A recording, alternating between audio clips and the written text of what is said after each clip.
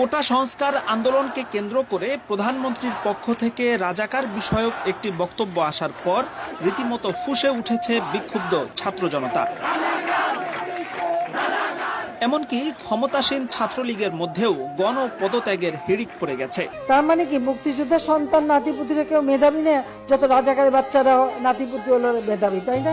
রোববার সন্ধ্যায় প্রধানমন্ত্রীর বক্তব্য সম্প্রচারিত হওয়ার পরপরই বিক্ষুব্ধ ছাত্র জনতা পুনরায় রাজপথে নেমে আসে। বুয়েট, ঢাকা বিশ্ববিদ্যালয়, জগন্নাথ বিশ্ববিদ্যালয়, রাজশাহী বিশ্ববিদ্যালয় সহ দেশের বিভিন্ন বিশ্ববিদ্যালয় থেকে রাতভর বিক্ষোভের সংবাদ পাওয়া গেছে।